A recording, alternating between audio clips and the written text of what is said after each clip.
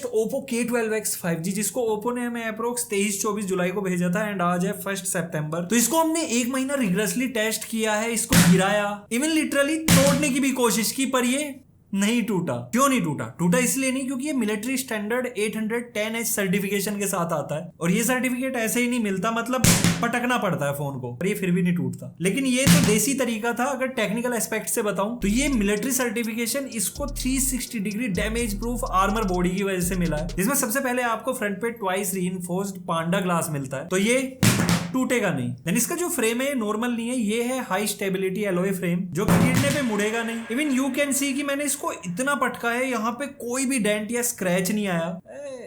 लड़का अपना मजबूत है। लेकिन अक्सर होता क्या है कि बाहर से तो नहीं टूटा लेकिन अंदर से सारा सिस्टम मिल गया, तो ऐसा भी नहीं हो सकता क्योंकि इसके अंदर आपको स्पंज बायोनिक कुशनिंग मिलती है। सिंपल भाषा में जो अंदर कंपोनेंट्स है उसमें एक एप्रोप्रिएट गैप छोड़ा गया है कि जैसे ही गिरेगा इंपैक्ट आएगा तो कंपोनेंट्स को एक स्पेस मिल जाता है उस इंपैक्ट को झेलने के लिए। एंड देन जो की कंपोनेंट्स है उनके ऊपर आपको शॉक एब्जॉर्प्शन फोम मिल जा रही है, जिससे उनकी शॉक को झेलने में जो क्षमता है वो थोड़ी और बढ़ जाती है। तो अक्सर होता है कि जो गिराने वाले की क्षमता है ना वो ज्यादा रहती है, तो उसके लिए आपको inside the box high value absorption shock case मिल रहा है एंड इस टाइप का केस बॉक्स के अंदर मिलना इंप्रेसिव। तो देखो इस केस को लगाने के बाद जो डिवाइस की थिकनेस है वो भी नहीं बढ़ी, कॉर्नर्स पे केस में एक्स्ट्रा कुशनिंग होने की वजह से प्रोटेक्शन बढ़ गई और पीछे की साइड आपको एक पैटर्न मिल रहा है, तो इसका भी रोल है इंपैक्ट को झेलने में। तो इस केस के साथ 200% और ज्यादा प्रोटेक्शन बढ़ जाती है। लेकिन मैं तो इसको बिना केस के यूज करने वाला हूँ क्योंकि ये है 7.78 mm स्लिम और 187 ग्राम इसका वेट है और इन हैंड फील इसका एक नंबर है। लेकिन सिर्फ गिरने से टूटने से बच जाए यही रग डिजाइन नहीं होता और ऐसे ही मिलिट्री सर्टिफिकेट नहीं मिलते। इसमें आपको IP54 splash and dust resistance rating भी मिल रही है। साथ ही साथ एक चीज और यूनिक है कि इसमें आपको स्प्लैश टच टेक्नोलॉजी मिल रही है कि अगर आपकी फिंगर्स या हाथ पे स्वेटिंग है, मॉइस्चर है, स्क्रीन पे पानी गिर गया, आप तब भी इसको यूज कर सकते हो। एंड यूज करने का मतलब सिर्फ ये नहीं कि स्क्रॉल कर लिया, आप टाइपिंग कर सकते हो। जो टच की एक्यूरेसी है वो 100% ही रहती है। तो अगर आप Oppo K12X 5G का पहला वीडियो ये देख रहे हो और आप सोच रहे होंगे कि यार इतना टफ फोन है, महंगा होगा, तो नहीं, ये स्टार्ट हो जाता है 12,999 की प्राइसिंग से और इसी के साथ ये सेगमेंट का टफेस्ट एंड ड्यूरेबल फोन बन जाता है। तो देखो प्राइस पता चल गया और एक महीने से तुम्हारा भाई यूज कर रहा है तो खूब सारी चीजें ढूंढी भी होंगी। तो सबसे पहली चीज जो बॉक्स में देखते ही मजा आ जाता है कि इसके साथ आपको 45 वोल्ट का सुपर वूक चार्जर मिल रहा है जो कि 10 मिनट के चार्ज में 20% चार्ज करता है एंड 74 मिनट में 0 to 100, मतलब ये सुपर वूक नहीं सुपर मैन चार्जर है। बाकी फोन भी अपना सुपर हल्का है, 5100 mAh की बैटरी के साथ आता है और एक रफ आइडिया के लिए फुल चार्ज पे आपको 13 से 14 घंटे का स्क्रीन टाइम दे देता है। अब आपने 12-13 हजार रुपए खर्च किए तो आप भी चाहोगे कि जो आपका फोन है वो लंबे टाइम तक चले, तो ओप्पो ने जो बैटरी है उसको भी रिग्रेसली टेस्ट कर डाला और ये बैटरी मिनिमम 4 साल आपका साथ नहीं छोड़ेगी क्योंकि ओप्पो की टेस्टिंग में इसको 1600 साइकिल यानी कि 1600 बार फुल चार्ज करने पे इसकी जो बैटरी हेल्थ है वो तब भी 80% के आसपास बचती है। देन इतना ही नहीं, ओप्पो आपको 50 मंथ की फ्लुएंसी भी इंश्योर कर रहा है जो कि अप्रोक्स 4 साल 2 महीने की होती है, 4 साल मान लेते हैं। तो उसका रीजन इसका हार्डवेयर एंड सॉफ्टवेयर है। मैंने खुद भी इसको रिग्रेसली टेस्ट किया है, BGMI जैसे हैवी गेम्स इसमें डाले, ऑल्दो BGMI पे आपको 40 FPS की गेमिंग मिलती है, लेकिन अगर आप temple run, Subway surfer, candy crush जैसे गेम खेलते हो तो आपको 120 हर्ट्ज के साथ 120 FPS का पूरा मजा देता है एंड घंटों गेमिंग एंड मल्टीटास्किंग करने के बाद आपको कोई ओवरहीटिंग इश्यूज नहीं आते। और उसका रीजन है इसका स्ट्रॉन्ग हार्डवेयर एंड सॉफ्टवेयर क्योंकि इसमें आपको Dimensity 6300 5G प्रोसेसर मिल रहा है along with 6GB RAM, 128GB storage और यहाँ पे आपको 6GB रैम का एक्सपेंशन भी मिल जाता है यानी कि 12GB टोटल रैम हो जाती है। बाकी एक वेरिएंट और आता है जो कि 8x256GB वाला है, 15,999 उसकी प्राइसिंग है एंड वहां पे जो रैम एक्सपेंशन है वो 8+8 हो जाता है। हम तो 6GB वाला यूज कर रहे हैं, 6GB का रैम एक्सपेंशन किया हुआ है। मुझे एक महीना पूरा इसको यूज करने में कोई इशू नहीं आया। इवन मैं इसमें अपना फेसबुक, इंस्टाग्राम, व्हाट्सएप, BGMI,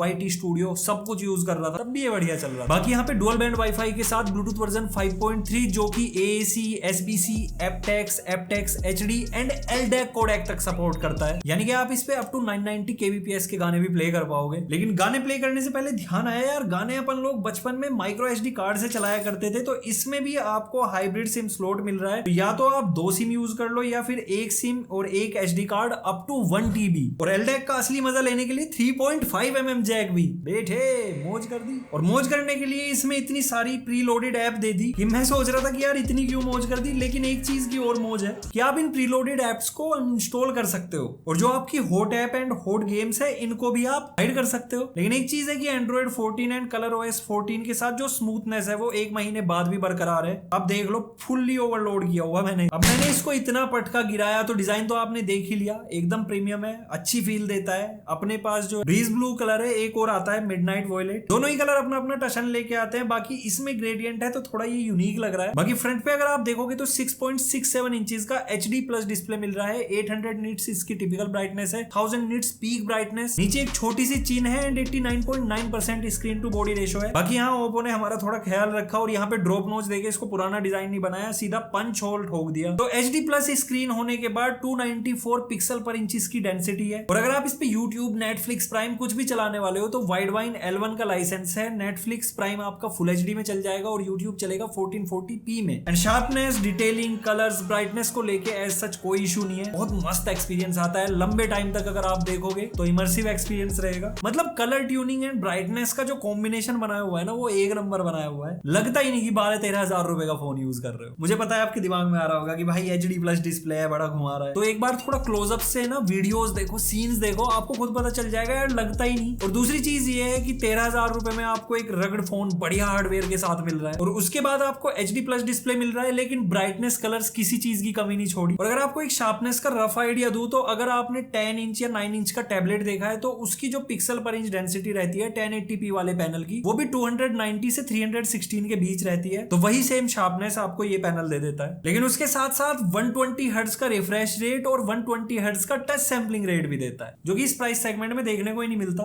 बाकी इसकी साउंड सुनवाता हूं, क्योंकि इसमें आपको 300% वॉल्यूम के लिए अल्ट्रा साउंड मोड मिलता है। तो ये तो है इसका 100% वॉल्यूम, इसका 300% अल्ट्रा वॉल्यूम मोड।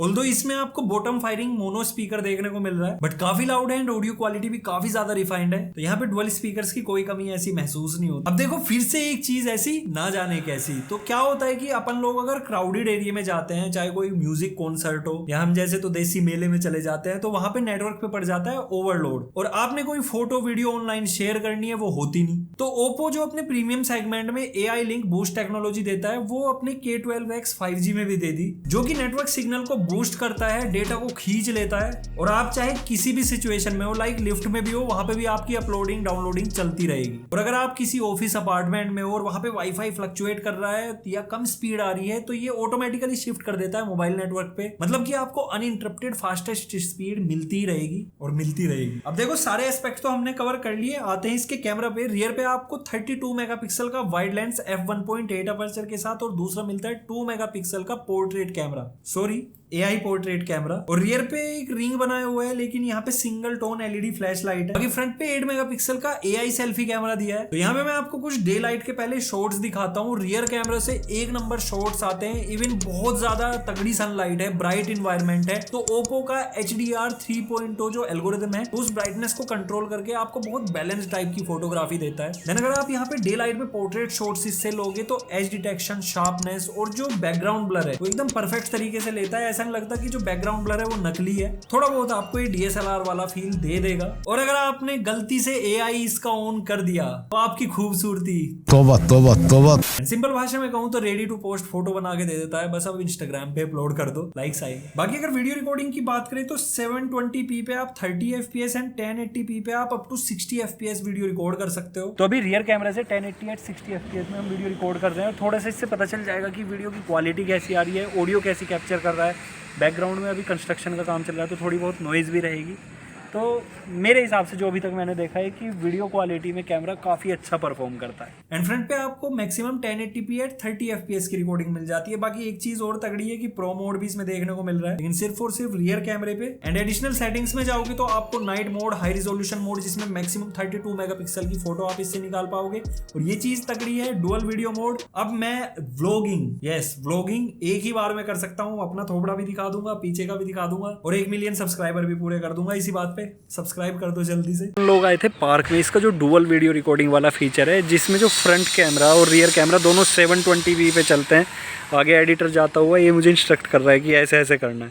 तो आपको थोड़ा आइडिया लग जाएगा कि डुअल व्यू जो वीडियो रिकॉर्डिंग है उसके क्या बेनिफिट है, ब्लॉगिंग में बड़ा काम आने वाला है। अब अगर इसके फ्रंट कैमरे पे आऊं तो इसकी क्वालिटी भी मस्त है, अच्छी सेल्फी आती है और यहाँ पे भी अगर आप AI फिल्टर ये सब कुछ यूज करना चाहते हो तो थोड़ा और एनहेंस होके आपको एक्सपीरियंस मिलेगा। अब तुम्हारे भाई ने मोड में दिखाया था नाइट मोड, तो अगर आप नाइट में फोटोज कैप्चर करोगे तो जो लाइट या ब्राइट एरिया है वो तो एकदम मस्त तरीके से विजिबल होते हैं, लेकिन जो डार्क एरिया रहते हैं वहां पे आपको हल्की बहुत नॉइज दिखाई देगी। एंड ये चीज बहुत कॉमन है, इवन 40-50 हजार रुपए के फोन में भी वो चीज आती है। कंपैरेटिवली यहाँ पे थोड़ी सी ज्यादा रहेगी, बट वो इतना बड़ा इशू नहीं है। जो आपका मेन पर्पज है वो ये पूरा करके दे देता है। और अगर इस प्राइस पे मैं कैमरे को एक फाइनल कंक्लूजन दूं तो आपको बेस्ट फोटोग्राफ्स के साथ बढ़िया वीडियो रिकॉर्ड करके दे देता है, एंड एज सच कोई इशू नहीं है। और हाँ, परफॉर्मेंस में एक चीज का और आता है, वो है ट्राइनिटी इंजन, जो कि इस फोन को स्मूथ एंड स्टेबल बनाता है थ्रू मैनेजमेंट। सिंपल भाषा में जो टास्क चल रहे हैं, मेमोरी है, स्टोरेज है, उन सबको मैनेज करेगा, शेड्यूल करेगा और एक मस्त स्टेबल और स्मूथ परफॉर्मेंस आपको दे देगा। तो देखो, अगर एक फाइनल कंक्लूजन दूं, आपको एक ऐसा फोन चाहिए जो आपसे हर वक्त गिरता रहता है, 4 चुटकियों में हो जाए, बढ़िया बैटरी चले, थोड़ी बहुत कैजुअल गेमिंग हो जाए, घंटों तक मैं स्क्रीन देखता रहूं तब भी बैटरी डाउन ना हो, और लेटेस्ट फीचर जैसे 120 हर्ट्ज का रिफ्रेश रेट, और दी मोस्ट इंपोर्टेंट 4 से 5 साल तक की रिलायबिलिटी मिल जाए, तो ओप्पो का K12X एक परफेक्ट फिट है, जो कि आपकी जेब पे प्रेशर नहीं डालेगा और अपने लुक से और इस तगड़े वाली चीज से